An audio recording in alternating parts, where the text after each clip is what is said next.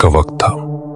गांव के बाहर पुरानी बंद पड़ी चाय की दुकान के पास अलाव जल रहा था। उसके चारों तरफ 5 आदमी बैठे थे। कोई बीड़ी पी रहा था, कोई हाथ सेंक रहा था। ठंड ज्यादा थी लेकिन माहौल हल्का था। तभी चुप्पी तोड़ते हुए काका बोले, आज अमावस है।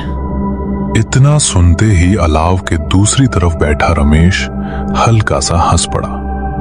अरे काका, हर अमावस को वही बात। अब तो भूत भी थक गया होगा आपको सुन सुन के।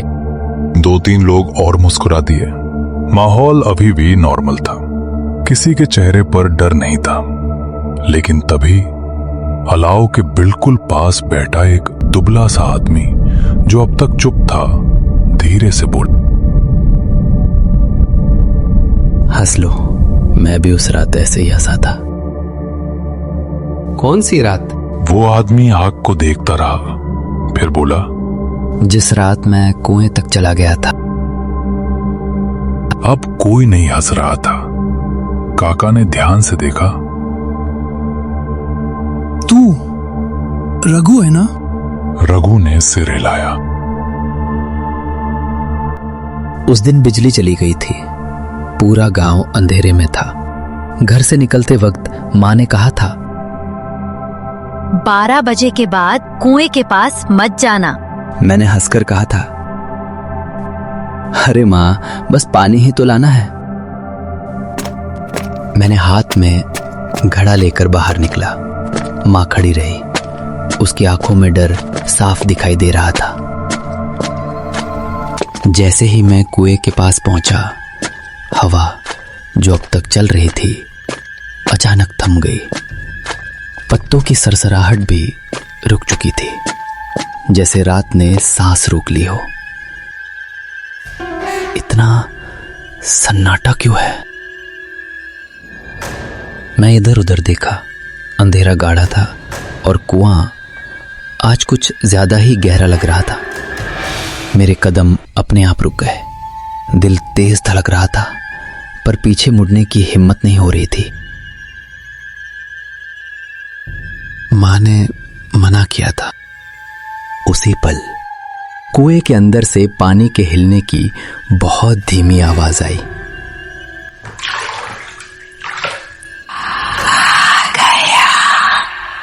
कौन है? जवाब नहीं आया। बस अंधेरा और गाढ़ा हो गया।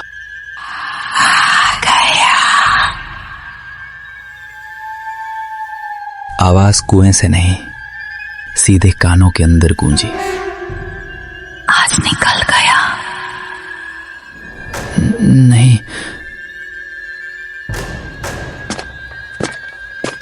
मैंने धीरे धीरे झुका।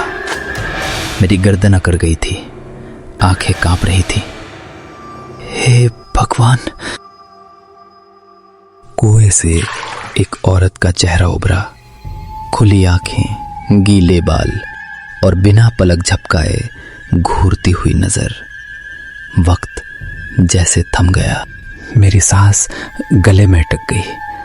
मैं हिल नहीं पा रहा था। कुएं की दीवारों से गीले हाथ बाहर आने लगे।